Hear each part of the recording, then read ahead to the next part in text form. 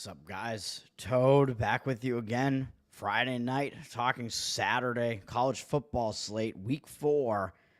Didn't have any plays tonight. I'd be sweating if I made the one play that I said was like my strongest lean on San Jose State right now. This is a close game right now. They're within 7, but anything can happen. It's been a high-scoring first half in this one. It's pretty wild. The games have lived up to the hype tonight. It's been a good night of college football. If you like entertaining games, close games, Stanford won the earlier game on a field goal in the last play. I think they went into Syracuse and won, so the market read, the road underdog, took that one outright, and then the road underdog in the market read took the Illinois-Nebraska game as well. Illinois won outright in overtime. Some crazy finishes tonight so far, and this one could be headed for one as well. Maybe we'll get a clean sweep of the board with all road underdogs winning outright. Who knows? We will see. But I'm not going to be talking about those games now. I'm talking about Saturday, and I'm talking about the actual plays that I have, which is not really going to be pretty. I'm looking at these plays, and I'm like, holy crap, this is ugly. There's nothing pretty about this. There's not even much to talk about with this unless you're super autistic about handicapping like I am, where I'm like, oh, I get all excited about this being a really, really good spot to like fade a particular team or whatever. But these are not the games that are pretty, although I will talk about the games between like the ranked teams or whatever. I'll talk about some of the bigger matchups and maybe a couple other games where I have opinions, we will say. We can get into it, I suppose. I don't know. I was going to say something else about tonight's college football slate, but I forgot. But, well, I guess I was going to mention Illinois. Maybe they're not as crappy as I was saying they were, even though I said the market read was pretty heavily on their side. So if you forced me to pick, I would have actually picked them to cover the spread there. But, man, I don't know, man. It's hard to gauge those two teams. That was a tough handicap, Illinois and Nebraska. Oh, man. And I had misspoken about Stanford. Stanford does actually have a lot of returning players, more so than most teams in college football. Actually, I was talking about the turnover because you do still have turnover year to year. But let's get into it. Let's look at this board. Or, well, really, we can look at the card here, or the schedule, the slate here. There are a lot of pretty decent games, a lot of big games here. I don't know if I want to really get into it and talk about every single one, but I was looking and thinking, oh man, like some of these teams are in not very good spots, which I'll just kind of point out really quickly. I don't think Indiana's particularly in a good spot because they went on the road to an unfamiliar environment to UCLA.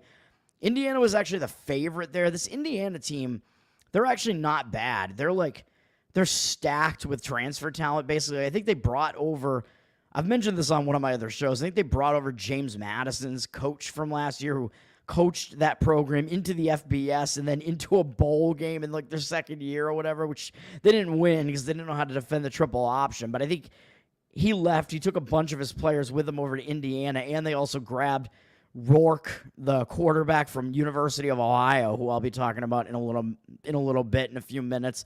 So that Indiana offense, it's all new guys, but it's pretty stacked, and it's been performing pretty well. That Indiana team has been really good offensively so far, and UCLA maybe kind of lackluster again this year, but it's still a big win for Indiana going to UCLA. That was actually their first Big Ten game of the year because UCLA is now in the Big Ten, and they had to go to that unfamiliar environment, and they wiped out the newcomer basically to hold serve as a Big Ten mainstay. Now they face this Charlotte team, which I think they could look past Charlotte pretty easily to another Big Ten matchup as the full Big Ten slate starts after that as they get Maryland next. So this is a spot where they could look past Charlotte a little bit. So I just figured I would point out some of these spots like this in Charlotte. Look at what they're coming off of, man. They barely escaped against Gardner-Webb. It was an FCS team. They're coming off a close call, man. They had that game sandwiched in between two like bigger conference games against UNC and this Indiana game coming up, which are much bigger games for them. So I think that was kind of a sandwich spot that Charlotte was in there. So you could expect them to refocus and have a much better performance there because they were probably just overlooking Gardner-Webb in a spot like that. So I leaned to Charlotte in that one. I don't know what the market is looking like on that. I mean, you're taking them as a big underdog. It's actually up from 27.5 to 28.5. Indiana extremely public with the way they've been playing. The public has no qualms about laying a huge point spread with Indiana with the way their offense has been scoring and up against a crap team like Charlotte who just continue to look like crap against Gardner-Webb. 96% of the tickets, only 81% of the cash. So the market indicators are in agreement with me on the situational side there for Charlotte. I don't know. I don't play too many games taking that many points when it is a game where it could be such a mismatch that the mismatch might even just trump the situation. It's all going to kind of depend on, like, is Indiana going to care enough to try to cover that? So that's the question that you kind of have to answer there. What's up, guys? Nate, what's going on, man? Nebraska, yeah, choke job. I didn't see the whole game, but yeah, I mean, it's a choke job anyway if you lose as like an 8-9 point favorite at home like that. So I guess I was probably right in saying that Nebraska is still the better team over Illinois. And I mean, the odds makers were telling you that, but the market read was telling you that there were professional bettors coming in and playing the Illinois side. So I still don't really understand why, but they were able to win that bet, the guys who were taking Illinois. Utah Utes with a road win. I'll talk about that game in a minute. That's one of the ranked matchups. Donnie. I think that I do lean to the Utah side, but that one's actually a tough read there in that one. Nate, yeah, you're correct. Gardner-Webb, as far as FCS teams go, they are one of the better ones. I think you usually see them kind of getting into the playoff slate and stuff like that. So they're not a bad team, and Charlotte is a pretty bad FBS team. But I do think that Charlotte, I don't know, do we know what the line was in that game? I assume Charlotte had to have been a favorite in that one at home, and they still almost blew it. I don't even see what the line was in that, but you'd have to kind of think that Charlotte was a decent-sized favorite in that one, but I could be wrong about that. But still, I do think the side does dictate Charlotte there, but it's not one of my plays. North Carolina, I think, is in an interesting spot, which may not be a great spot because I do think they have a look ahead at the very least to their big rival in Duke coming up next week, which is also the start of ACC play for them. So, and they've been just on a roll. They've been doing pretty well. They're 3-0, but not really anything impressive here. In their most recent game, they beat North Carolina Central, who, even though they're a little brother, they're an FCS team as well. So North Carolina obviously expected to win that game. Now they're playing JMU, who, as I just mentioned, they do have a lot of turnover because they lost their coach and a lot of their offensive players from last year. They're basically all at Indiana now. So they're having to rebuild, basically restructure, and they're coming off a game where they barely got by Gardner-Webb, that same Gardner-Webb team, but James Madison is actually off of a bye, so they actually played Charlotte and beat me because I bet on Charlotte in that game, unfortunately, because that was a spot where Charlotte had a lot of returning starters, and James Madison had a complete changeover in their offense, so I thought it was a good spot to play Charlotte there. Whoops, nope. James Madison, yeah, then they really struggled offensively in that game against Gardner-Webb. I think that was like a 10-6 game in the fourth quarter. And now they're coming off a bye, so they do have a rest edge, even though UNC, yeah, they didn't put in much effort against NC Central last week, so they didn't really exert a lot of energy, but still, James Madison, after that scare from Gardner-Webb, they could be focused on this, and this is like their only big out-of-conference like matchup of the year. This is their only big conference game of the year, so I would expect James Madison to show up focused here for a big game against UNC, where UNC could possibly look past them a little bit. It's not really a strong enough situation that I want to play it. UNC's only a 10.5 point favorite, so they're not a huge favorite here in this game, despite being at home. They have 54% of the tickets on the public, somewhat on North Carolina. I'm surprised they're not more on North Carolina. With the way North Carolina is able to score and whatever, you'd kind of expect the public to be more on them, but 65% of the cash on the James Madison side. So again, we do see kind of market indicators on the James Madison side there. Dickie, I know, yeah, you're a Duke fan. You hate UNC. I have no real bias in football. I hate Duke's basketball team, but in football, I do not have that bias. Yeah, Indiana's line is huge. Yeah, you could potentially play it live. You mean play it live on Indiana, right, Nate? Like if Indiana's not performing that well early in the game, you're saying you might expect their offense to kick it in gear later in the game. I don't know, because Yeah, I mean, if they're struggling and they're like, oh crap, we actually have to play in this game, then maybe you'll see them turn it on. But it might get to a point where they won't care about covering the spread if that happens too. So I don't know. I mean, that's a tough one as well. You have Kansas, West Virginia.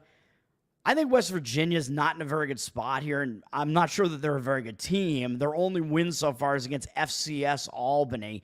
And West Virginia, a lot of the professional bettors were coming in on them in this first game against Penn State at home. Morgantown, a tough place for road teams to come in and play. And West Virginia really did not play well in that game, got crushed by Penn State. And now they're coming off really what I think was a crushing defeat in a huge rivalry game, the Backyard Brawl, big-time annual rivalry game. Man, those teams get up for it, and it gets pretty feisty in that game. And West Virginia they were like almost 100% to win that game with 4 or 5 minutes left in the game. I don't know if you saw that game. It was a bit back and forth, but West Virginia had a 10-point lead with like 4 minutes left in the game, and they allowed Pitt to score twice in the final minutes of the game, blowing the lead. That is a tough game to come off of, man. Now they get Kansas, which, yeah, it is at Morgantown, so part of the reason I don't really want to play it is a tough place for Kansas to have to go into and play, and I don't think Kansas is that good either. But West Virginia does also have a slew of bigger games up, even though this is going to be their Big 12 conference opener, though. So that's another reason why I don't really want to fade West Virginia here is, I mean, they're coming off a real brutal loss, but it's still the Big 12 conference opener, so just that might give them a little bit of motivation here, and that keeps a Kansas play from actually making my card here. But West Virginia does have a slew of ranked opponents coming up in conference play with Oklahoma State, Iowa State, and Kansas State. 3 of the 4 like ranked teams in the conference all up next. So it is almost like a sandwich type of spot for West Virginia there. Kansas coming in. I mean, Kansas is actually in a pretty good spot, much better than West Virginia is, because Kansas, they are, of course, they're also starting Big 12 play, although they're starting it on the road. They're coming off a pretty ugly loss where they were a favorite against UNLV, which it was at, I thought it was at home, and it was like a semi-home. It was actually in Kansas City at some other stadium, so it was in the state of Kansas, or it might have been in Kansas City, Missouri, whatever, but it was like almost a home game for Kansas. I thought that it was at their home stadium, but it was not. But still, they were like a 9.5 point favorite in that game. They lost outright to UNLV. So they're coming off a couple games where, as I mentioned when I talked about Illinois tonight, that was a little bit of a misleading result there because Illinois capitalized on some turnovers there in that game to be able to beat Kansas. Kansas actually out-yarded them and just turned the ball over 4 times, I think, in the game. We're -3 in turnovers. So that might be a little bit misleading. Not that I want to say Kansas is actually good. I don't think they really are, but these results maybe aren't as bad as they look. And then UNLV has actually been playing pretty decently this year. Like I think they beat Houston, which Houston's kind of in a rebuild, but they beat them by 20 points. So I mean, I think there is something to be said about that. And I think UNLV played another like pretty good close game somewhere against somebody. I don't know. I forget what it was exactly, but then UNLV went in and beat Kansas in Kansas City. So Kansas, they're kind of coming off an embarrassing loss, a game that they should have won as a big favorite. And this result actually I think might have been a little bit misleading too, if I remember correctly. Maybe I'm wrong. Yeah, Kansas out-yarded UNLV, and they were -2 in turnovers in that game. So they were helped out by the turnovers, or excuse me, they've not been helped out by the turnovers in the last 2 games. What am I saying? So the last 2 games, they're at like a -5 turnover differential, which kind of explains why they lost. They actually outgained both of those opponents. So it's possible that at this point, Kansas is actually not quite as bad as they look. So I like the Kansas side in this one. We've seen the market move in the Kansas direction, down from 2.5 juiced on the West Virginia side down to 1 juiced. So I don't think there was ever really a 3 out there, but so there's not that much of a difference. If you're playing Kansas, probably still playing them at like +1.5 instead of 2.5. Not a huge difference between those two. So if you did want to play that, I wouldn't recommend against it, really. I like the Kansas side in that one. 70% of the tickets, though, on them. So they are somehow public because people just don't like what they've seen out of West Virginia at all this year. And 70% of the cash as well. But like I said, keeping me off of it is the fact that West Virginia, it is still their conference home opener. But Kansas, with the extra time off, coming off a bad, ugly loss as a favorite, whereas West Virginia is coming off a much more brutal loss and has less time off because they played on Saturday. West Virginia is in the worst situational spot out of the two there. So that is what's going on there. What else do I want to talk about here? Before I get into the actual plays, my plays are going to be ugly, though, man. They're not going to be that interesting, I don't think. Iowa State, maybe they're not in the greatest spot because they're coming off beating Iowa in their huge rivalry game, but they did have a bye after that. But it could also be said that that bye maybe won't help them because you go into that bye off of a massive win for you, beating your arch rival Iowa. What do you do? Like, what do you have to change coming out of that bye? You have nothing to really change. So it's possible that Iowa State overlooks Arkansas State a little bit. And it's kind of a sandwich spot because Iowa State does have Houston up next, which is the start of Big 12 play. So not really the best spot for Iowa State, but it's also not a good spot for Arkansas State because they are coming off actually kind of hanging with Michigan and only losing by 10 at the Big House. So even though I think they were losing by more than 10 in the fourth quarter there, maybe it was a little bit cosmetic, but still, like they played a pretty tough game there at Michigan where they probably should have been completely outclassed by a much better program, but they weren't, and they kind of hung in that game. So it's not really the greatest spot, I don't think, for Arkansas State either. And it's the second straight road game for them, so I can't really bring myself to play Arkansas State there, but I do think it is a worse spot for Iowa State. Iowa State's up to 21, though, from 20. And they have 80% of tickets and 91% of the cash. They do have a lot of the cash. What's up, all you guys? Nate, Tulane's only 1.5. Yeah, I mean, I don't know. I can comment on that game, I guess. I'm going to be here all night, folks. Tulane, where are they at? I saw it earlier. I looked at the game, and it wasn't really something I wanted.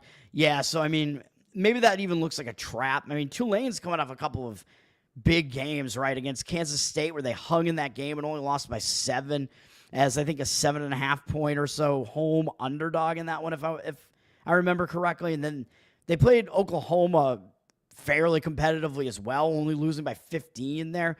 So they've looked pretty decent. And then this is a second straight road game for them. So I would say it's not like the easiest spot for Tulane. They're coming off big games, although they are stepping down in class, facing UL Lafayette here, Louisiana. Louisiana is coming off a bye, though, right? Yeah, they are. They're coming off a bye, but they've faced nobody yet, so we don't know what to expect out of Louisiana here yet, man. I mean, they beat Grambling and Kennesaw State, so they have not faced an FBS opponent yet, so they are completely untested. But I think you're probably right that the line, this line has moved all over the place, man. Louisiana Tech looks like they were a 4-point underdog, and it's flipped all the way to them being a 3-point favorite. So there has been a lot of line movement. Or, no, Louisiana Tech. What am I saying? I'm looking at Tulsa. Tulane, yeah, they're 1.5 down from 3. Sorry, yeah. Right, that makes more sense. UL Lafayette's a little bit public, 59% of the tickets, 58% of the cash. But I don't know if I would read that much into those percentages. I think I would read more into the line movement, unless there's some other reason for that line movement. But, yeah, it's down to 1.5. I think you're right. It almost looks too easy to take Tulane, especially when I think people saw that game that they played against Kansas State and kind of remember that, whereas Lafayette just has no track record yet this season. But Lafayette's coming off the bye. Tulane's coming off back-to-back big games and playing a second straight road game. So it is a pretty tough spot for Tulane. So it does kind of look too easy to take Tulane there. So if you are saying that if you're saying what I'm saying, that it looks like kind of a trap there, I would tend to agree with you. That, I mean, the odds makers are not just handing you money. They're not just throwing money away. So, yeah, I would tend to agree with fading Tulane in that spot. What else we got here? We got, I don't even know. Let's talk about this ranked matchup here. We have a couple of big ranked matchups. USC at Michigan. This is a big one. USC is coming off a bye. They played their first 2 games where they beat LSU, but I don't know if we know how impressive that win over LSU is, because LSU is still really not playing well defensively. That was the first game of the season. It was a neutral site game in Las Vegas. I don't know how much we can read into that. It was a good game, a good win for USC, but LSU doesn't look that great, man. I mean, they probably should have lost last week to South Carolina, though I think South Carolina is better than we thought they were going to be. But LSU, not a good team defensively. And then USC clobbered a pretty weak Utah State team, so not much to read into there. Then they had a bye, and they're coming out of the bye. But going into that bye on a really high note like that, where you had a huge win against LSU, and then you just crushed Utah State, I don't think the bye is that helpful, man, because you've been playing so well. You have nothing to fix, right? You have nothing to change during that bye, even though, yeah, I mean, you're going to be using it to prepare for Michigan. Sure, but again, like, I think you're high on yourselves a little bit coming out of that bye. I don't think that extra time actually helps when you've done nothing wrong so far. And I think you've looked at what Michigan has done so far, and you've seen Michigan plummeting in the rankings, and Michigan just has not looked good. I mean, they're the returning champs, but they've lost, of course, they lost Harbaugh, their coach. They lost McCarthy. They lost, like, most of their key components. They are a completely different team, and you've been watching them, and they, didn't cover the spread against Fresno State. They got crushed by Texas at home. These are all at home in the Big House. And then, as I mentioned, last week they actually kind of struggled with Arkansas State too. So USC might be looking at this Michigan team and thinking it's probably going to be kind of easy to beat this Michigan team, even though this is also going to be in the Big House. I think USC might come into this, man, feeling a little bit too high coming off of that bye. I lean to the Michigan side. As ugly and ridiculous as that seems, as bad as Michigan has looked so far, Michigan, I think they have the better defense, dude. I don't think we know what USC is defensively at all. And last year, they were a big-time over team. Their defense was pretty bad last year. So USC, I mean, yeah, they can score offensively, but of course they don't have Caleb Williams anymore either. They've switched over to, what's his name? Mitch Moss, something with an M. M. Moss, whatever that dude's name. Miller Moss? I don't know, whatever his name is. I mean, he's gone up through their program. I don't think he's a bad QB, but USC, I mean, I think there are still some question marks with USC because we really don't have much of a sample size here. They're going into the Big House, man. And like, you're getting Michigan. The line has moved so ridiculously in this game that you're getting Michigan as like a decent-sized underdog at home, and they have the better defense out of the two teams. I mean, Michigan's defense is still good. This is still a Michigan program, as much as their offense has looked kind of ugly so far. I like the Michigan side in this one. I did not make it a play, but I, have a decently strong feeling on that one, strong opinion on that one. USC is down from 6 to 4.5, so the market appears to be aligning with Michigan as well here. 77% of the tickets are coming in on USC. The public all over USC here. I mean, they don't like what they've seen out of Michigan at all. It looks almost too easy, actually, from a recreational bettor's perspective, I think, to just lay what doesn't look like a huge number with USC. Not much of a difference, really, between 6 and 4.5. I mean, I'd rather have the 6, but if you want to take Michigan plus 4.5, I mean, I don't think you're losing that much on the number there, and I think the number is probably still too high, because I think even just before last week's games, I think this line was, like, closer to, like, a pick-em line, I think. So I think this line has moved kind of crazy, and only 69% of the cash on USC, so the indicators in the market are on the Michigan side there. Yeah, LSU was struggling against Nichols. That's true. They might have overlooked Nichols a little bit because that was a game between two FBS teams. But LSU, they don't look good defensively, man. Thanks, Nate. Kennesaw's in the FBS. All right, good to know. I can't keep track of where all these guys are, man. I'm not used to that being the case. It's their first year there. Jeez. And yeah, that's right. Michigan is switching up their quarterback, but I think that's actually going to help them in this game. They're switching to Orgy. It's going to be an orgy in the Big House, man. They're running the naked mile all over the Big House. I actually think that move is good to Orgy because USC, I think, is going to be able to prepare less for Orgy because there's less game film on this guy, and Orgy adds another dimension. So with Michigan's other quarterback that they had in there, I forget his name, but he's like basically completely like a pocket passer. He doesn't run the ball. Orgy is a dual threat quarterback, so even though he might not have as good an arm, that the fact that he can use his legs and adding that added dimension in college, I think that could actually help in this type of spot against a USC defense that may be kind of questionable. I actually like the move to Orgy there. Yeah, Nichols. What's up? Yeah, Nichols State. I don't even know. Yeah, I think they're an FCS team still, right? Wherever they're at. But yeah, they hung with LSU for like a decent amount of that game. I think double penetration quarterback, the orgy. Yeah, double penetration orgy. All right, back to this. What was I even talking about? Yeah, so I leaned to the Michigan side in that one. Man, this is going to take forever, man. But I love that you guys are hanging out in the chat, man. I only have 3 actual plays and not 4 this time, by the way. So we will get to those shortly. What else did I want to comment on? I mean, Memphis, I was kind of thinking maybe they'd be in a letdown spot kind of after going into Florida State and beating Florida State. But Florida State sucks. I mean, I don't know how much you can really take away from that win that Memphis had. Maybe they'll still be in kind of a letdown spot. And I was thinking, well, how familiar are they with defending against the triple option? Because they have to go to Navy, and teams that aren't familiar with the triple option don't tend to do well against Navy. But Memphis and Navy have actually been in the same conference for a few years now. So Memphis has faced that offense before. They beat Navy last year, actually. So I don't think it's going to really completely throw Memphis off there. All right. We got Arizona State, Texas Tech. Arizona State, they have a little bit of extra time off because they played one of those midweek games last week. I think it was the Thursday night game, and they had an escape against Texas State. But that was a game where I mentioned, man, Texas State the line was like around a pick 'em there, and I actually liked Texas State in that game. Texas State's not a bad team. Arizona State didn't look good with the fact that they barely escaped that game. But like I said, that was not an easy game. Texas State's not that bad, and Mississippi State is bad.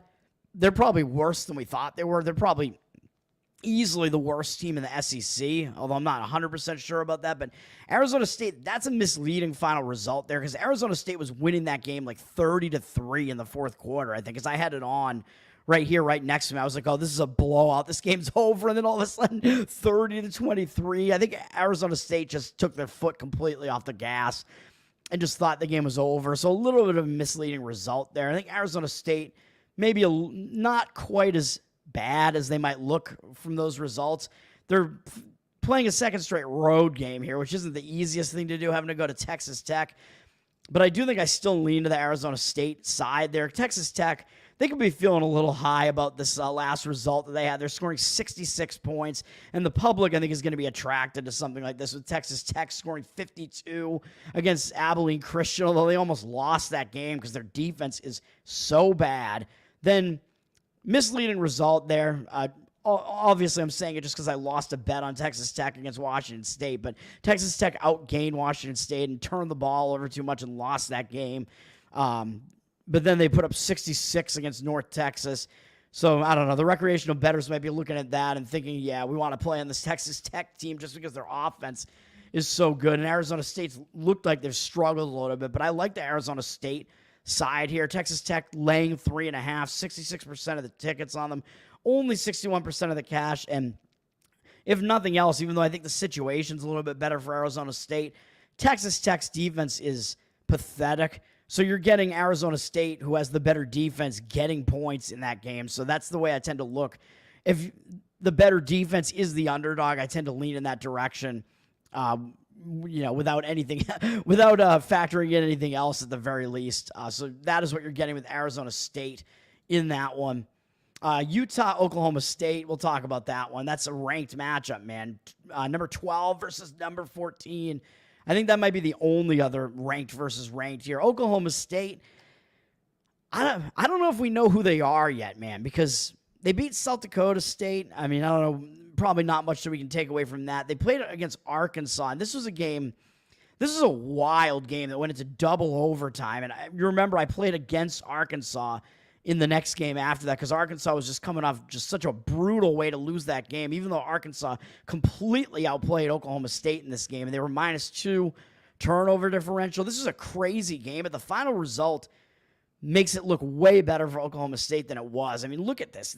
They gave up 648 yards to Arkansas, even though that does include the 2 overtimes. But that's a really miserable defensive performance. And Oklahoma State got destroyed in this game statistically. I don't know how the final result was what it was there. So I think Oklahoma State, they might be a little bit overrated, dude, coming into this game, to be honest. And then they got They do have Kansas State up next, so I don't know if they're probably not going to look ahead. They're not going to look past Utah because this is a big ranked matchup, but I just think that Oklahoma State might be a little bit overrated right now. And then they crushed Tulsa on the road. I don't know if there's that much that you can read into that game either, because I don't think Tulsa is very good at all, even though Tulsa you'd think would step it up a little bit as like the in-state little brother there, but I don't read that much into that either. I think the biggest game that Oklahoma State's had was that Arkansas game, and they did not play well in that Arkansas game. And Oklahoma State was a double-digit favorite in that game, and they got completely outplayed statistically. So I don't think Oklahoma State is really as good as they look. Utah, on the other hand, I mean, they haven't played that many people either, they haven't played anybody good either, really, but their schedule looks uglier, man, just because they haven't faced an SEC team like Oklahoma State did in Arkansas. Utah has faced the easier opponents, and they didn't do well against Utah State. But remember, as I talked about last week, Cam Rising, Utah's quarterback, who feels like he's been there for almost a decade at this point, he was out with a hand injury for that game. I said that it was tetanus on last week's show, which apparently that was a satire article. There's no way that you can distinguish between satire and not satire anymore, man. He had some bizarre hand injury that kept him out of the game last week, though. He suffered it towards the end of the Baylor game, I guess. So he was out. He is coming back in this game. So on the one hand, that's good because Utah's getting their quarterback back. Rising will be back, but on the other hand, I don't know if I love it as much because that means you have the reverse injured player theory coming into play here, where when a team has that player who's injured, their star player, their quarterback is injured, which was the case going into that Utah State game, the team tends to step it up in lieu of that quarterback. It's the injured player theory, and you tend to get a little bit of value on that Utah side there in that game, although Utah still didn't cover in that game. It was actually a bad spot for Utah, in my opinion, sandwiched between these two Big 12 teams. So there were conflicting factors there as far as the situation was concerned. But with Rising coming back, I think maybe that means you're going to get a little bit less line value on Utah because of that, because Rising is back and because they won without him last week. They might be thinking, well, we can win without him. Of course, we're going to win with him, but then again, maybe they won't really be thinking that because they know they're going to Oklahoma State, and this is not an easy place to play in Stillwater. This is not going to be an easy game, so they probably still should be focused here. And I believe, correct me if I'm wrong, but Utah's new to the Big 12 this year as well, so this is going to be their first Big 12 game. So that makes it a big game too, so they're going to be focused. But again, I mean, it might also be tough for them because it's a second straight road game. So you can see why I'm not playing this game. There are a lot of conflicting factors in what I look at for the handicap here that are coming into this game here, but I do think Oklahoma State is a little bit overrated. And the other thing that I like about the Utah side is that Utah has the better defense. I mean, we can tell Oklahoma State's defense is not that good. If they gave up 600-something yards to Arkansas, no good defense is gonna do that. And Utah, they have the better defense, dude. And this is interesting because Utah, the reason that they did so well in the Pac-12 is because they were the only team that played like a physical style. The Pac-12 is like a finesse conference. It was a lot of finesse offense, not physical defense, not physical grinding play, except for Utah. Utah could actually do a little bit of both. Utah could score offensively, and they played physical. So that helped them out a lot playing in the Pac-12.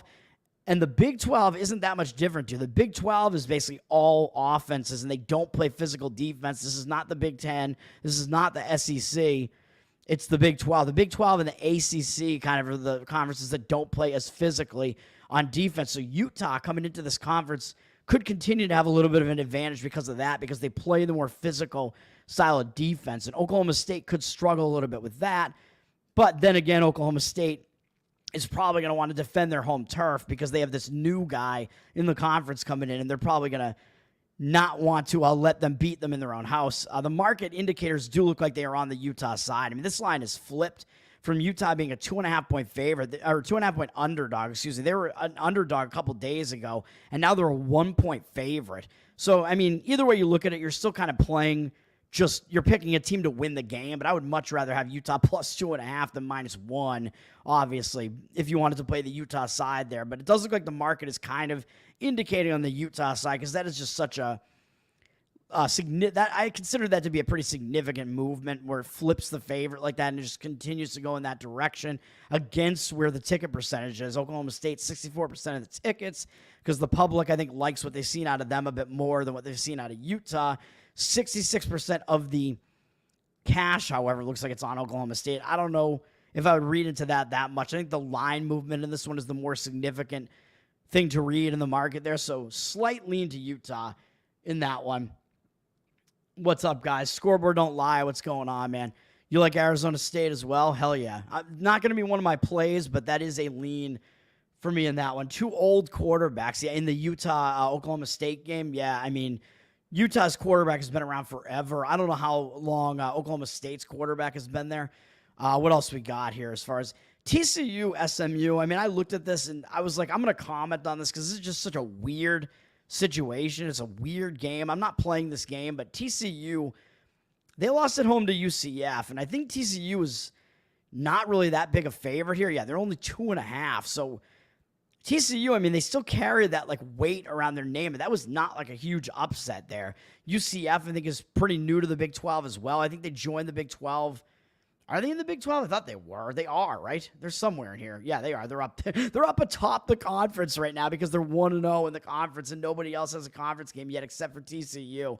All right, whatever. But yeah, so UCF, they have some Big 12 experience under their belt now. So UCF's not that bad a team, so that loss isn't as bad as it looks, really. But TCU, I mean, I don't know, man. They're going on the road. This is going to be their this is actually an out-of-conference game, isn't it, against SMU? I don't even know where SMU is at now. So this is actually a sandwich spot kind of for TCU because they played a Big 12 game. This is not a Big 12 game. Correct me if I'm wrong about that. I don't think it is. And then they have a Big 12 game up next week against Kansas. So this is kind of sandwiched in between two conference games. So TCU, I think, is in a bit of the worst spot there otherwise. And SMU, I think, is in a positive spot. They have not looked very impressive so far. I mean, they slaughtered Houston Christian, but I think nobody's even going to remember that at all. Nobody saw that game. What people remember is SMU played in week 0 and almost lost to Nevada as like a 24-point favorite on the road. Somehow SMU played like total ass in that game and almost lost. And then they came home and they were a double-digit favorite against BYU, which was, I think it was a primetime midweek game, and they lost that game too, played horribly. So what recreational bettor in their right mind is going to want SMU after seeing that? But I think SMU is probably the right side in this game, man. TCU, like I said, this is sandwiched in between two Big 12 games. Yeah, SMU's in the ACC. So they have this Big 12 opponent coming in. SMU might consider this game to be a little bit bigger than TCU does. And SMU, I mean, based on their schedule here, they're coming off that ugly loss as a big favorite at home to BYU. And look at all the time off they've had. They've had almost 2 weeks off, right? Because they had a bye or they've had, more than 2 weeks off? Yeah, because they had a bye. They played on Friday, and then they had a bye, so they have extra time off here. And when you come off a hideous loss like that, I think you're going to use that bye to refocus. You're going to be pissed off, and you're going to be like getting your nose to the grindstone, basically. You're going to be working out. You're going to be trying to fix shit because you have been playing very poorly so far. So I think that bye is actually coming at a decent time, even though it's kind of too early in the season. SMU did not have a good start to the season. And SMU, they're a team that has a lot of returning starters from last year, man. So I think that they're going to use this bye to help them. So I like the SMU side coming into this game against TCU more so than the TCU side. I don't know what the market movement looks like. TCU's up to a 2.5-point favorite. 53% of the tickets actually on SMU. I'm surprised about that because SMU has not looked good at all. But they do have 55% of the cash on them. So I lean to the SMU side in that one. Whoops. As I close my tab here, SMU just played the big Bucks. Yeah, big expectations. So maybe that's why they've been kind of in like almost letdown mode so far to start the season, because those lofty expectations, they're just thinking about it too much or something. But SMU, I mean, I think we should see them get a little bit better because they were pretty good last year, and most of those guys on that team are coming back this year. So I don't see how they've been playing like total crap like this. So I don't know, man. What else? I wasn't going to comment on too many more of these games, I don't think, but we will comment on Tennessee, Oklahoma, of course, because this is a big ranked matchup here. This may be the biggest game of the week. I don't know where College Game Day is this week, but they might be there. This is a big game, man. In Norman, Oklahoma, Tennessee facing SEC newcomer Oklahoma. This is now an SEC matchup here. And Tennessee, I mean, what have they done wrong so far, really? They've put up 69, 51, and 71 points over their first 3 games. Absolutely insane. But I would say keep your expectations in check a little bit, even though, yes, this Tennessee offense obviously is one of the most prolific offenses in college football. They did that against Tennessee, Chattanooga, NC State, who, I mean, that's still pretty impressive. It's an ACC team, but I don't know how good NC State really is. But that is definitely the most impressive out of the 3. And then 71 points, 71-0, still kind of impressive, even though it was against Kent State, who was really not good. Tennessee was, I think, at least a 40-point favorite in that game, and Tennessee refused to let up in that game. Like, they were making onside kicks. They were just being complete bullies, man. It was kind of asshole-ish, to be honest. It's pretty unsportsmanlike, to be honest. Kicking onside kicks when you're already up 30-whatever points, and then Kent State actually offered to shorten the quarters in the second half, and Tennessee said, no, we're going to play the full game, which I respect that decision. I don't mind that much, but Tennessee, I think, didn't even really put in their backups, which kind of stupid if that was the case. I mean, I think if that was the case, you kind of deserve to get some injuries on your starters if you're just playing them unnecessarily just because they're trying to run up the score against Kent State.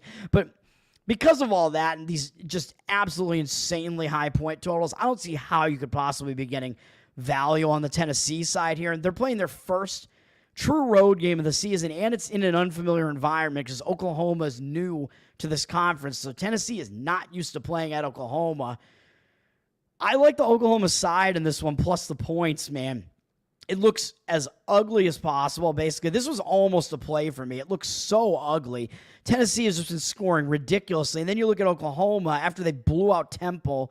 Temple really, really sucks. So there's not much that you can really take away from that final score there. After they did that, they did not look good. They almost lost to Houston, only beating them 16-12. Just a horrendous offensive performance out of Oklahoma. They have a new offense, of course, a new quarterback because Dylan Gabriel left and went to Oregon. So Oklahoma's having to get into the rhythm with this new offense, this new quarterback, but I don't think their offense could possibly be this bad. I mean, it's still Oklahoma. You still have, like, good recruits here. Your quarterback is a guy that came up through the system. I don't think he's a bad quarterback, so I expect them to start putting together better offensive performances at some point here, and they didn't do well against Tulane either, only beating them by 15, which I mentioned a little while ago. So they have looked pretty ugly in those 2 games where Tennessee is just mopping the floor with everyone. But again, I think maybe Tennessee looks too good because Tennessee hasn't really faced anybody that great either. Neither of these teams have faced anybody that good. I mean, the best opponent either of them has faced is NC State, and that was actually not a true road game for Tennessee, even though it was listed as a road game. That was in Charlotte, North Carolina, so it was at the Panthers Stadium, so it was not actually a home game for NC State, and I'm sure the Tennessee crowd traveled to that one for that game. So this is going to be more of a test for Tennessee. This is a true road game, and I think you're getting value on the Oklahoma side just because Oklahoma has looked so ugly offensively. And looking at these scores, you got to think, how can Oklahoma possibly keep up with this Tennessee offense? Well, the answer to that is that Oklahoma has the better defense. Tennessee, I don't think, has that great a defense, which is interesting because Tennessee is the team that's already been in the SEC for forever, but they're one of the teams that just scores a ton in the SEC, and they don't have one of the best defenses in the SEC. So actually, this is a situation where the newcomer to the SEC, Oklahoma, actually may be the better defensive team out of the 2 here.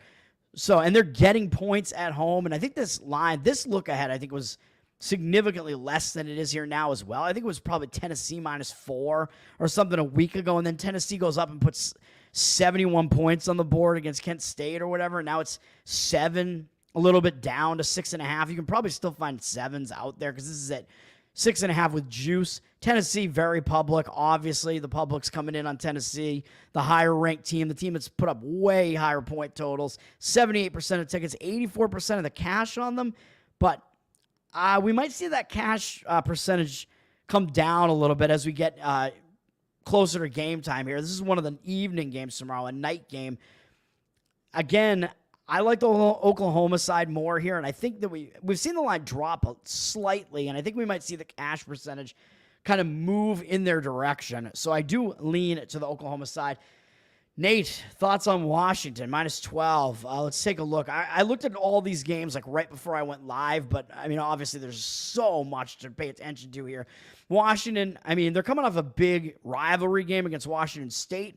So in a way you could think, is that going to make this be a hangover spot for Washington? I'm going to say probably not, because they were a favorite in that game. They were supposed to win that game. They should have won that game probably. I mean, I think they outplayed Washington State by a little bit. They turned the ball over too much. So I don't know that that's going to be a hangover. I think that was a bigger game for Washington State than it was for Washington. And now what we're looking at here is this is Washington's home opener as a member of the Big Ten. This is their first Big Ten conference game at home. So I'm hesitant to say it. I might lean to the Washington side because of that, even though that's a big rivalry game. It's kind of an embarrassing result for Washington to the point where I think they should be focused here, and they should be focused because it's their first Big Ten game here, and they're going to want to show what they can do and beat Northwestern. I think the home teams might have a little bit of an advantage here. Northwestern, I mean, they've looked really ugly offensively at times. That Miami-Ohio game was unbelievably ugly. Northwestern is not playing at their home stadium this year, by the way. They're playing at other stadiums in the area while their stadium's being renovated. I think it's tough to gauge what Northwestern really is. I know they have a lot of returning starters from last year. They had a good season last year that came from out of nowhere after Pat Fitzgerald was forced out because of, I don't know, abuse allegations against his players or something, where he was running them into the ground. I don't know what it was exactly, running them into the ground. So I don't know if Northwestern's going to be able, that was like kind of catching lightning in a bottle last year. So I don't know if they're going to be that good this year, even though that coach is back from last year. The interim coach that was their coach last year, like, I think he got the offer to stay there and took it. So he's still there. I think the guys like playing for him, and they do have a lot of guys back from that team last year. But how good are they really? I don't know. They played pretty well last year. They got into a bowl game. This year, I mean, that was an ugly performance against Miami, Ohio. But again, that could mean that maybe there's value on Northwestern because maybe they just didn't look good because they overlooked them or something, because they had Duke coming up next. That was a primetime isolated game, so everybody saw Northwestern lose to Duke in that game, which, again, I don't know what to really gauge from that. And then they beat Eastern Illinois, which, again, it's hard to figure out anything from those three results, to be honest. This is going to be their first road game, though, and they're going out to an unfamiliar environment, man. Having to go to Washington, that's not something that Northwestern is used to. So I do think that gives Washington the upper hand as well. And Washington, I believe, is not having to travel, right? They're just staying at home because they play the Apple Cup at home. So the travel spot is worse for Northwestern. They're going into unfamiliar territory here, so slight lean to the Washington side, I guess, and it's up from 10 to 12. So obviously I would have rather laid the 10, but I don't know how long that 10 was even out there. The percentages look like they're a little bit against it. 69% of the tickets on Washington, but 60% of the cash. I think just Northwestern's play has been so ugly, and Washington, I think, is still riding that like name recognition from last year, because everybody remembers Washington making the championship game last year, but this is not that Washington team, obviously. I mean, that was Michael Penix Jr. and Rome Odunze and whatever, and those guys are all gone. They're all in the NFL. Their coach, DeBoer or whatever, is at Alabama. So they've had basically a complete turnover of their offense. So this is not that Washington offense from last year. So I think probably the public percentage is coming in on Washington higher than it should be for that reason too. But in this spot, yeah, I mean, I guess I kind of lean to the Washington side a little bit. But, yeah, Northwestern's quarterback, yeah, he does suck. I mean, their offense is pretty bad. But, I mean, the fact that he sucks is factored into the line a little bit, too. So, tough to really say on that one. Yeah, I don't know. Was I going to comment on anything else here? Oh, man, there's so many games this week, man. I just want to keep talking and commenting on all these games. This video is going real long. We're at 50 minutes, and I haven't even gone over my plays yet. Bowling Green, I mean, they're in a weird spot where they played like a pretty close game against Penn State. I mean, I think they were actually maybe even winning that game at halftime on the road at Penn State. They call it Happy Valley there. Is that what it is? I don't understand what that was. Penn State just probably completely overlooked them or something. I don't know. But Bowling Green's coming off of that, but they also had a bye after that. So I don't know if that bye is going to help them recollect themselves or if they're going to still be, or if it's going to exacerbate the hangover. Because if they're playing right away again after playing that close against Penn State, I would say, yeah, Bowling Green is not in a good spot. I still don't think they're in the greatest spot. They're up against Texas A&M, who did not have a bye last week. But Texas A&M, they had a pretty decent win, a big win. It was an SEC game. They went on the road to the Swamp, even though Florida's not been playing well, and they have quarterback turmoil there where the crowd wants them to switch to, I don't even know who the other guy's name is because Mertz got hurt, and the other guy came in and did well, even though I think Mertz is pretty good. I don't know what's going on there, so I don't know how much you can really gather from that win for Texas A&M. It's still kind of a big win. Tough to gauge this game. It's just kind of an interesting situation that both teams are in this one. A&M is a 22.5 point favorite, down from 23. Big favorite. 60% of tickets, only 55% of the cash. I don't know. I don't think I'd want to be taking the points with Bowling Green there either, though. South Carolina, I think they're kind of in a bad spot. I mean, they're coming off taking LSU to the wire, basically. That was a big game. And then now they face Akron. So they have this game weirdly sandwiched in here between SEC opponents. They've already played 2 SEC games, and then they play Akron now, and then they get more SEC opponents after this, starting with Ole Miss and then Alabama, who are 2 of the top teams in the conference. This is crazy, man. I mean, South Carolina could just think all they need to do is show up and win in this game against Akron. It looks like a bad spot. It's a sandwich spot, I think, for sure, for South Carolina. But South Carolina is the way better team to the point where can they dictate the score? I don't know. So it's tough to actually come in and play the Akron side, even though you're getting a ton of points. Akron's coming off not even playing that well against Colgate, which was their first win of the season. But, I mean, they lost to Ohio State and Rutgers, 2 Big Ten teams. So Akron's schedule has not really been easy. So maybe Akron's not like a horrific team, but I certainly don't think they're that good. And South Carolina, they're laying a ton of points in this bad sandwich spot, down from 27.5 to 27. Very public, 87% of the tickets because everybody knows they're the better team. But, man, laying that price, kind of crazy to be doing, and 71% of the cash. So I lean to the Akron side there. I don't really want to actually play it. But South Carolina, I mean, you're also asking them to cover a massive spread. When South Carolina, even though they've been playing well so far, they are a better defensive team. Somehow their defense is way better so far this year than it was last year. Defense has been playing quite well, and their offense, I think, is still kind of struggling. I don't trust their offense with Spencer Rattler gone. I don't even know who their quarterback is, but I don't think he's been that good. So kind of a tough ask to ask them to cover a huge number like this as more of a defensive team in what I think is a pretty bad spot. So I don't like that spot either that South Carolina is in. And I lean against Boston College as well. BC dropped out of the rankings, and I thought BC would not do as well as they did last week. I mean, they were down 2 touchdowns pretty late in that game, but they cut it back to 1 touchdown at Missouri. I mean, they played pretty decently. Their defense held Missouri in check, which is not that easy to do. Missouri, they're a good team, man. They could score.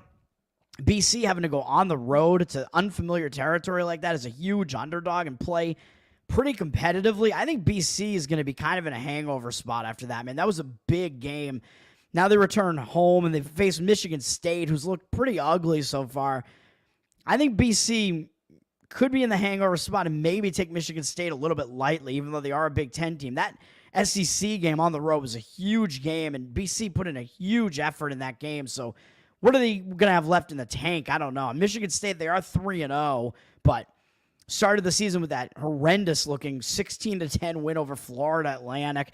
Not great. And then I said I liked Michigan State in the next game against Maryland, but this is a Maryland team that's still figuring out their offense. They don't have Tua's brother there anymore. Maryland, probably not a very good team. So Michigan State's faced a pretty weak slate so far, and then they beat Prairie View A&M, who I didn't even know that they still had a football team, to be honest. They're more of a basketball team, but whatever. I mean, they're in one of those lower conferences, the SWAC or something, and Michigan State shut them out. But what you can say about Michigan State is their defense has been playing pretty well.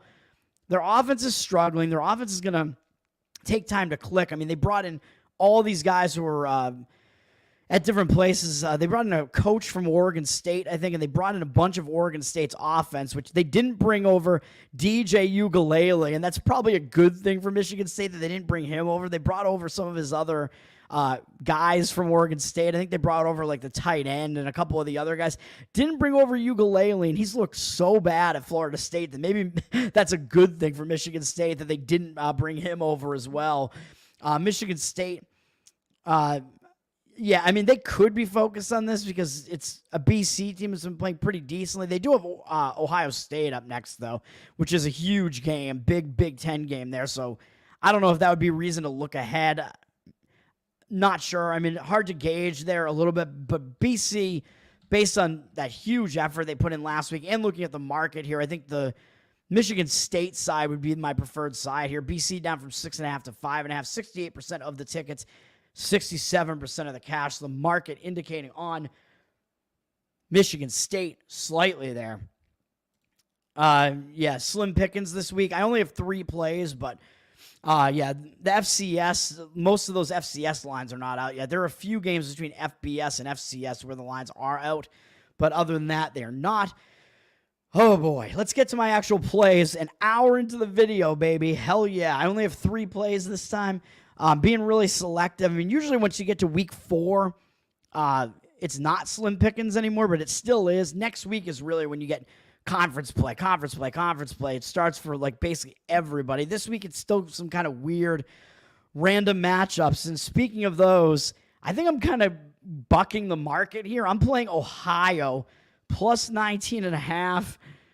It feels ugly. I mean, this is my least favorite of the 3 plays, to be honest, even though when I first looked at the card, this was the first one that jumped out at me because they're playing against Kentucky, and Kentucky is in what I think is a really bad spot. This line is continuing to go up, so I don't think there's any reason to actually play this yet necessarily, because if it's anything, if you get at least 17.5, if it's anything between 17.5 and 20 or 20.5, there's not much of a difference between 17.5, 18.5, 19.5. If it gets to 20, then you're getting a better number. 20, especially 21 or 21.5. I don't think it'll really get that high, but if it does, then you're getting extra value there on the Ohio side, and it's worth it to wait on that. Because I think if it drops a little bit to like 19, 18.5, that's still basically the same as 19.5. Not much of a difference there, so it might make sense to wait. Kentucky, it may keep moving that direction, man. I'm a little bit worried because the market has moved in the Kentucky direction, and they only have 54% of the cash and 65%, or 54% of the tickets and 65% of the cash. So more of the cash on Kentucky, and they've moved up in the line. That does worry me a little bit. The market is against them, and I saw Ralph Michaels on Wager Talk, who does all of his stuff is about trends and angles, and he listed a bunch of trends, or excuse me, a bunch of angles, I guess, where teams that are in a spot like Kentucky is here as far as like, I guess, what they've done so far in the season, as far as like how much they've won by and like what games they've won and whatever. Like those teams tend to do well, but I'm looking at his like angles here and I'm saying, yeah, but that doesn't account for this specific situation. Like how many of those teams that were covering those spreads or whatever were in a horrific sandwich spot like Kentucky is here? Probably not that many of them. So I'm not too concerned with that, although I am kind of concerned with how the market looks there. But I'm still doing this, man. I think Kentucky, even though, yeah, I mean, the public is a little bit off of them because they're 1-2 and Ohio's 2-1. But come on, I mean, how could the public not be on Kentucky to some extent when they're an SEC team against a MAC team, which that worries me as well. But you're only playing Ohio to cover like a pretty large number, so you don't need them to win the game. Kentucky, they're in a pretty difficult spot, man. I mean, they got blown out by South Carolina. I won on that game. I thought it was potentially a pretty bad look ahead for Kentucky, and South Carolina was coming off a real bad performance against Old Dominion, so they were in a much more focused spot there. Kentucky was looking ahead to Georgia, dude. Georgia basically crushed Kentucky's season last year. Kentucky was 5-0, and then they went to Georgia, and they got absolutely manhandled by Georgia. So they had this game circled 100%. Absolutely. This was a huge effort game for Kentucky, dude. They played Georgia and they took them completely to the wire and held them to 12 points, or excuse me, 13 points, and only lost 13-12. The game went basically right to the wire. I mean, it was a 1-point game for the final 8 minutes of the game. Kentucky was winning the game at halftime, and at the end of the third quarter, Kentucky was still winning, and there were no touchdowns scored in the game up to that point. Kentucky really put in a full effort there and gave Georgia all they could handle. That was a monster game for Kentucky, and now they're coming off that. I think they could be in a major hangover spot after that. They faced 2 SEC teams in a row, too, and then up next they have Ole Miss, another huge SEC matchup, and sandwiched in between here, it's a MAC team. I mean, okay, are they really going to be focused on that? Not only just the focus aspect of it, but after putting in so much effort, so much physical effort, like emotional effort, emotional energy into that game against Georgia, I don't know if Kentucky's going to have that much left in the tank here, man. And they haven't been a team that's been scoring a lot either. I mean, their defense looks like it's been decent, but they've scored 18 points over the last 2 games. I mean, that's a little bit misleading. I don't think their offense is that bad, but you're asking them to cover a huge number, and they haven't been able to score recently. But, of course, they're facing a MAC team, so Ohio's defense is obviously way worse than South Carolina's and Georgia's. So, yeah, I mean, not much you can take away from that, but still, they have really been struggling to score. So even if they do improve their offense a bit against a weak MAC defense, they're still going to have to cover the spread, man. Meanwhile, on the other side, Ohio, I mean, they had a much, much easier game last week playing an FCS team in Morgan State, and they didn't even do that well in that game. They only beat them by 15 points and only scored 21 in the game, and they were a 24.5-point favorite. So Ohio, they might have been looking ahead to this game, because this is a big game for Ohio. They get to play Kentucky. They get to play an SEC school. They probably have this game circled on their schedule. This is one of the biggest games that they're going to play all year, man. They get to play a big SEC team. I think they're going to be up for it and want to put in a decent effort there. Coming off what kind of looks like an ugly performance against Morgan State there. I like it, and, I mean, yeah, they're starting MAC play next week, but this is they're facing an SEC opponent, man. I mean, it's the only big conference team on their schedule besides Syracuse who they opened up against. So that means they do have a little bit of experience. This isn't going to be their first road game either, because they went to Syracuse and had to play them. I think that was a true road game, hopefully. Was it? Let me see.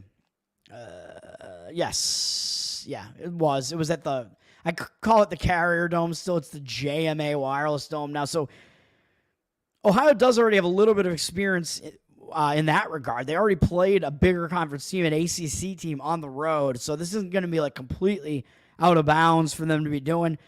I mean, the one thing that worries me a little bit is that Ohio's offense is not going to be what it was last year, because they lost Rourke, their quarterback, who was probably the best quarterback in the MAC. He is now at Indiana, as I mentioned already. So they don't have him anymore, but this is an ugly, ugly spot for Kentucky, man. So I'm going with it. I'm playing Ohio plus 19.5, or if it gets up higher than that, grabbing the higher amount of points there. It may continue to climb. Next up is a spread that's been going down a little bit. So the number that you're getting might not be as good as maybe it should be, but I'm taking Buffalo plus 13.5. I like this one. I like the spot. I didn't see it at 14 at any point, really, even though according to pregame's board here, it was Northern Illinois is a 15-point favorite at some point, and they're down to 13 with juice. I'm not sure about that.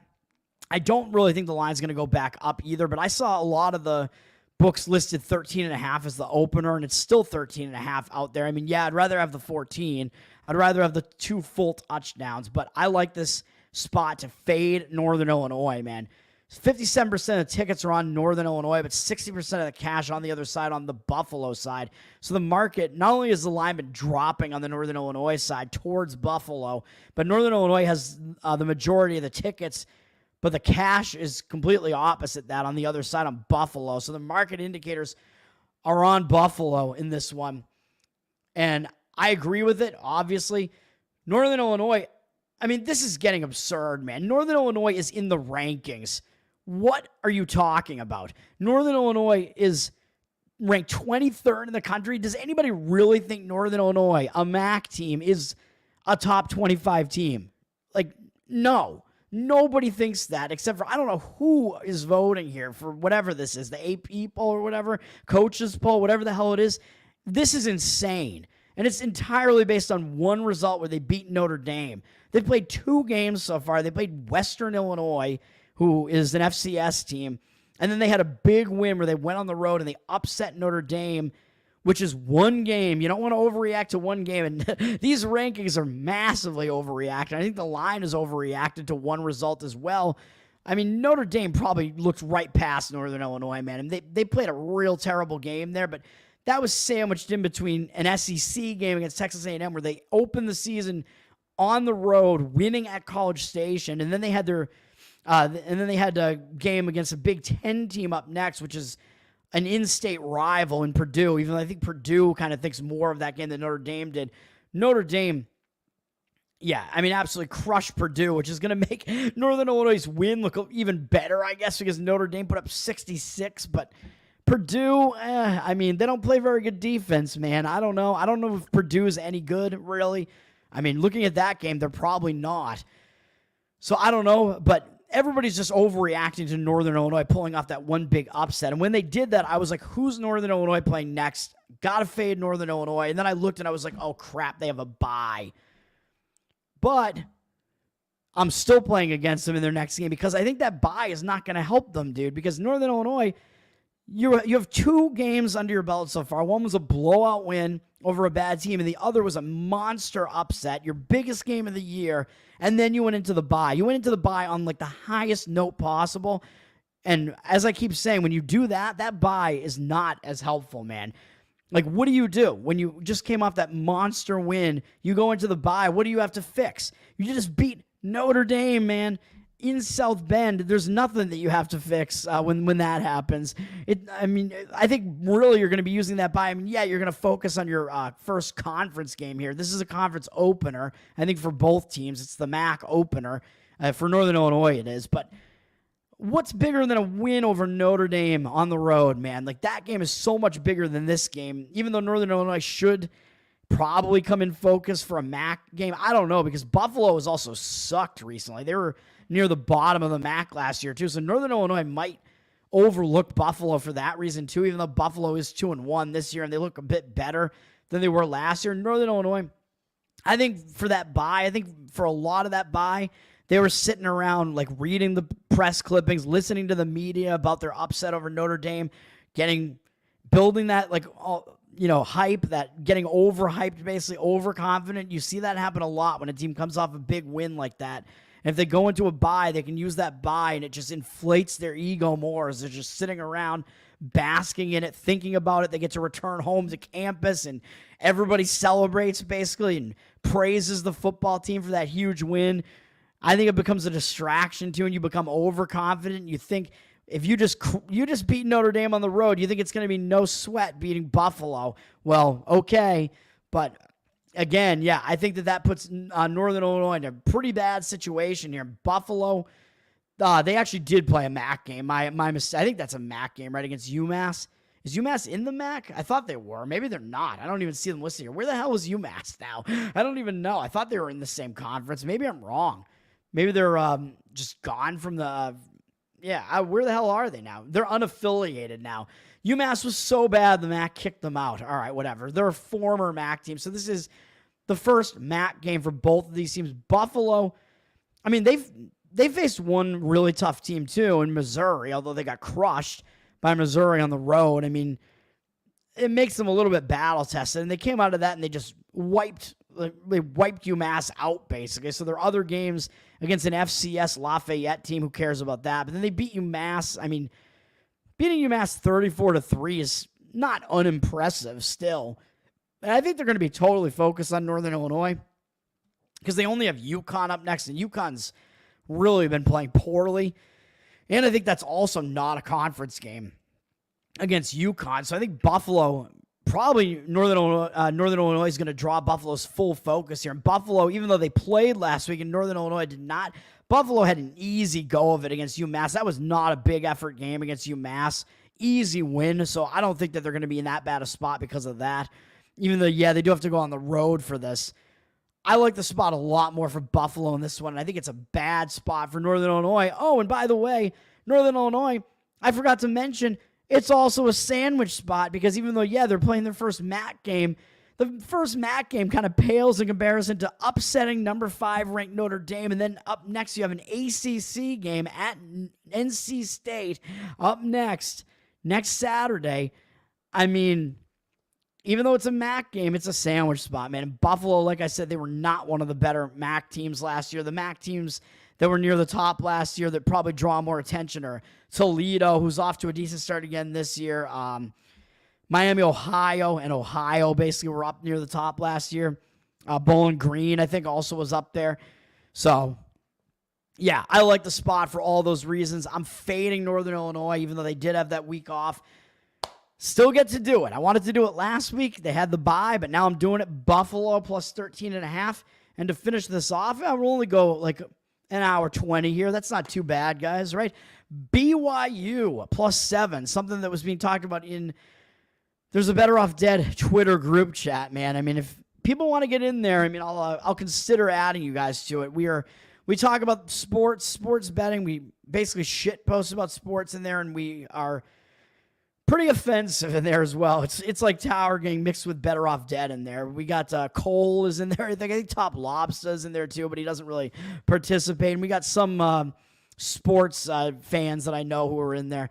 And hilarious comedian Adam Nutter is in there too. So if people want to hang out in there, maybe shoot me a message and maybe I'll potentially add you to that GC. We have some fun in there. Let's go to this. So BYU. I mean, man, we were talking about this game and I thought about it and I'm like, I think this is probably going to wind up being one of my plays.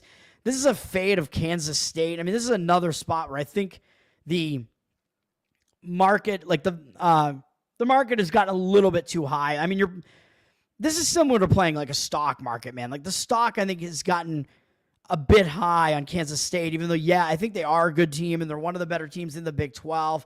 But this is not an easy spot for Kansas State, man. And they're being overhyped a bit. You see this line kind of just sitting around 7 for whatever reason. 51% of the tickets, so not a huge ticket percentage, but a slight majority percentage of the tickets on Kansas State, but more of the cash, 56% on the home underdog in BYU. We get to take the home underdog here, man. So I like taking home underdogs too. So we get to do it in this one with BYU. I like this one, and let's look at Kansas State, man. They're up to 13th in the country, but they're in a sandwich spot, man. They're coming off.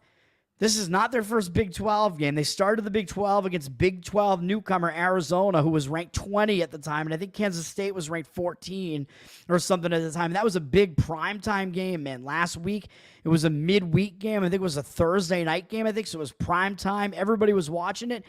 And I mentioned I liked Kansas State in that one because Kansas State was coming off an escape against Tulane. So I thought Kansas State just didn't pay attention in that game. They were paying more attention to what they had on deck. Arizona, I think it was a look-ahead spot for Kansas State against Tulane.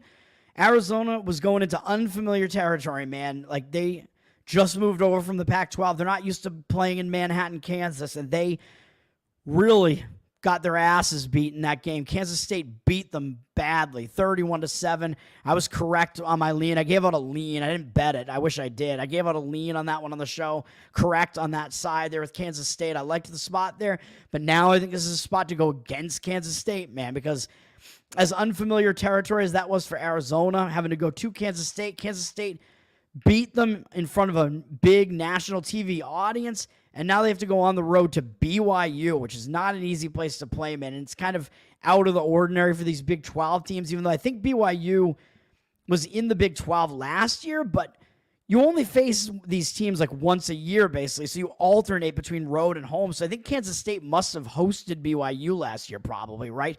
So this might be the first time in a while that they've actually had to go on the road to BYU. So that makes it a difficult spot too, man. Even though they did have a road game against Tulane, this is an unfamiliar environment, man, and BYU is a bit tougher than Tulane is. BYU is the better of those two teams. Tough road environment, man, for Kansas State to have to be going into there. They're not used to doing it. They just beat a ranked opponent, and not only did they do that, I said they did it in a midweek primetime game, man, which is a game you really step up for. It's like an extra step up in that game, and the extra time off, it's like a bye, man. Like I said with the bye, I don't think that extra time off is actually going to help because Kansas State does have those extra couple days off, but when you just crushed Arizona, you've won all three of your games so far this season, what do you have to fix? You have nothing to fix. You have nothing to change in that bye. Even though, yeah, you have your Big 12 game coming up against BYU, but everything's going so well for you, you don't have anything to fix. And you're probably just sitting, just like I said with Northern Illinois, you're probably sitting like basking in that win a bit there.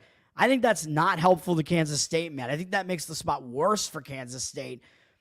And then, of course, like I said, yeah, it's a sandwich spot because up next they have number 14 ranked Oklahoma State, who's one of their biggest competitors in the Big 12. Now with guys like Texas and Oklahoma have left for the SEC. So now the top dogs in the Big 12, Kansas State is one of them. Oklahoma State is one of them. Even though I said maybe they're not as good as they look, they're still ranked 14, and they're still one of the top-ranked teams in this conference. And you got Utah is up there as well.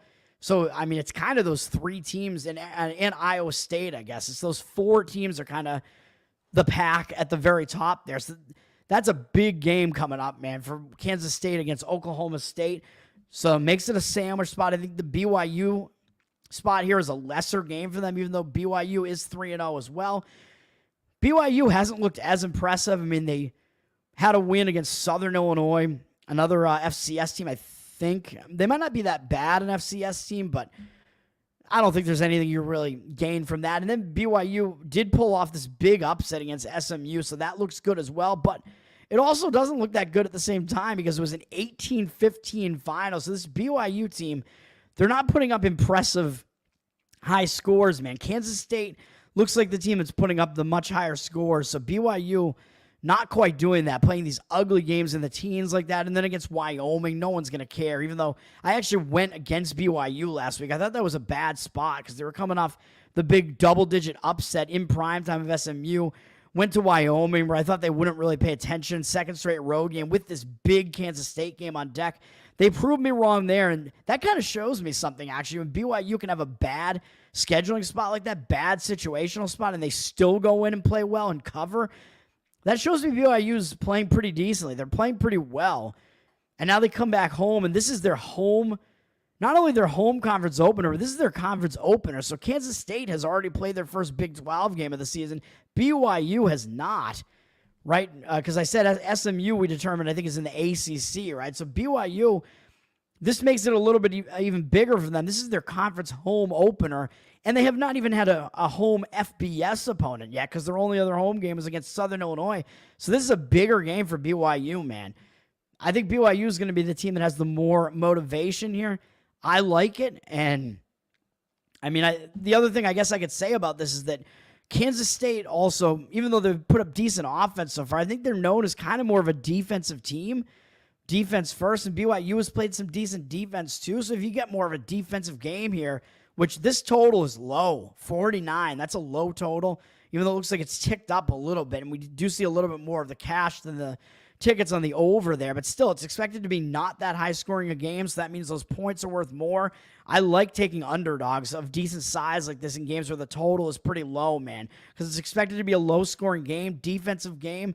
Those points matter more, they mean more. Taking those points at home with that underdog, baby, yeah, give it to me. And those are my three plays today, man. I mean, I don't know. I wanted to look at what the totals were in these other games, so I forgot to talk about them. But where's Northern Illinois, man? Oh, yeah, no Illinois. Yeah, that's right. No Illinois is what Nebraska fans are saying right now. So the Northern Illinois one, that's a low total as well. 43. It's gone down to 43, and it looks like less of the cash than the tickets on the over in that one. So that total is plummeting. So those points are worth way more too. Expected to be a low-scoring game there. Taking the points in that one, hell yeah. And then I don't even remember what was the other game that I had? Oh, Ohio against Kentucky. I mean, that total is probably the highest of the three, but No, it's not. That is a ridiculously low total, too. What the hell? It's at 42.5, although it's gone up, but it looks like a lot of the cash is on the under.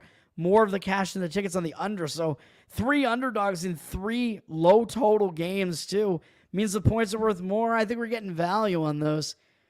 Yeah, that's it, man. Those are the plays this week. Ohio plus 19.5, Buffalo plus 13.5, and BYU plus 7. Lot of games that I've talked about here. It's a lot of information there. Thanks for hanging out in the chat, guys. I'll be back with the NFL video, I guess, tomorrow night. And the NFL video is going to be shorter than the college game just because there are fewer games to talk about, even though it's the NFL and they're bigger games. But it's easier to do the NFL video, and it's easier to focus on NFL games too, which might be part of the reason why I've done better in the NFL over the last couple of years than college football, because NFL, you really can focus in because it's a smaller slate. So it just is my better sport in general slightly. But I want to turn the college football around, man. After having 2 not great seasons, I mean, I think I know what I'm doing. I've been doing it for a long time, and it's been good up until those. Nate, I just talked about Kansas State for you, so hopefully that gave you some information there. What's up, guys? LFG, let's fucking go. Yeah. You're bummed Nebraska lost. Yeah. Stanford, they're not that bad, man. I don't think. I mean, they have a lot of guys returning from last year's team, and at the very least, their experience, even though they weren't good last year, they look like they might be a little bit better this year than last year. Although, yeah, they have to play in the ACC now, so they kind of have to step up a little bit. But the ACC is not looking that good with Clemson and Florida State. I mean, is that really what the ACC is offering? Yeah. A Florida-Illinois guy. Yeah, I'm never going to live that one down. I love Florida-Illinois, man. They got crushed by Florida Atlantic. Florida-Alabama. I don't even know who Florida International is playing this week. But, yeah, I have the game on behind me there with the Wazoo choking against San Jose State. I'm going to be mad I didn't play San Jose State, dude. I gave it out as my favorite lean of the day this morning, and I didn't play it. I didn't play any of the games. Didn't play any of the baseball games, so unfortunately, Nate, I do not have a Discord. There is a Tower Gang Discord, but I think it's very inactive. We're just not very active in there. I don't know. Cole is kind of the moderator of that, so I don't really know. But we do have and that's a good transition, good segue to me saying that I'm Tower Gang Toad, and you can follow me on Twitter, but that also means follow the Tower Gang podcast. We are the most hilarious, offensive podcast out there. Every Wednesday night. This Wednesday was a fun episode, man, even though we were missing Cole. I'm going to be out next week, unfortunately, but I think we have a guest lined up who you guys are probably going to enjoy. I don't want to miss it, but I'm going to be missing it, unfortunately. It should be a good episode as well. Maybe a bit different of an episode. I think it'll be funny. This week's episode was hilarious, too. We're on every Wednesday at 9-11 p.m., man. Tower Gang. You can find us. We're pushing the Rumble. We live stream on Rumble. We still live stream on Odyssey and YouTube. I put the episodes all out on Spotify and all the audio platforms as well. So go, subscribe to those. Give us some ratings. Comment on the videos. Do the same with Better Off Dead, man. Comment on Better Off Dead. Subscribe to Better Off Dead.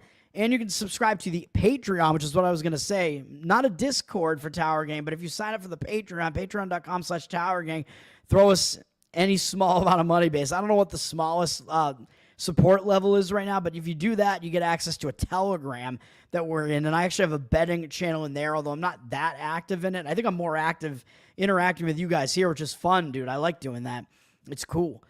It's my dream, baby. Just to talk handicapping with a bunch of other people who are interested in. I love that shit. But yeah, you can hang out in the Telegram with us. We got a bunch of crazy memes going on and just insane people in there. Obviously, they're insane because they're Tower Game fans. So you get that and you get bonus content from us. Live pre-shows, live post-shows, the Penthouse, where this week's Penthouse was really long, too. I think we went almost like an extra hour with the Penthouse this week. And we did some crazy, funny Tower Gang stuff. I think I might have talked about something that I haven't talked about yet that was really crazy, and I don't even remember what it would have been. And then it got into more big brain stuff for a little while too, with Top and Clint talking about, I don't even remember what the hell it was, probably something Trump related. I don't know. Go subscribe to the Patreon and check it out. I think that's gonna do it, man. And I always shout out Flapper on this channel too. He was in the chat a little while ago. What's up, man? Flapper.net, FLAPPR. Those guys are great. They are interested in what I'm interested in, man. Sports shit posting, political shit posting. They got a blog. They got a YouTube. They got a Twitter. Their YouTube is a bunch of almost like satirical, like historic, like it's like history, libertarianish satire, basically almost like historical videos, real history as well, though. So you can go check that out. Flapper.net, man. They do some good stuff. They got some good merch as well. And of course, check out Top Lobster's merch and throw him some money as well and get some sweet Tower Gang merch as well, baby. Towers all over the place. What's up, Ian? Thanks for hanging out, guys. I'll be back tomorrow night probably to do the NFL video, and I'll be back in the morning to talk about whatever the hell's going on in baseball tomorrow. I don't know. I'm wearing my Red Sox hat still, but they're dead. Guess what? They didn't sweep Minnesota. I told you the Red Sox suck on Friday nights. They're returning home from a road trip, and yet again they lose at home on Friday. It's like clockwork. They just lose, even though Dick Fitz had a nice start, man. He's the first, I think, Red Sox starting pitcher ever to have at least a 5-inning start in his first 3 starts, allowing no earned runs in all 3 of them. And the Red Sox still lost the game in extra innings. Isn't that just great? Dead team. Have a good one, man. This has been fun. This has been a long video, but hopefully you guys liked it. I had fun. I liked it. Peace out, man. I'll be back again tomorrow with those 2 more videos, baby. I'm back every single day, man. Have a good one. Peace out. Let's get some wins on these college games.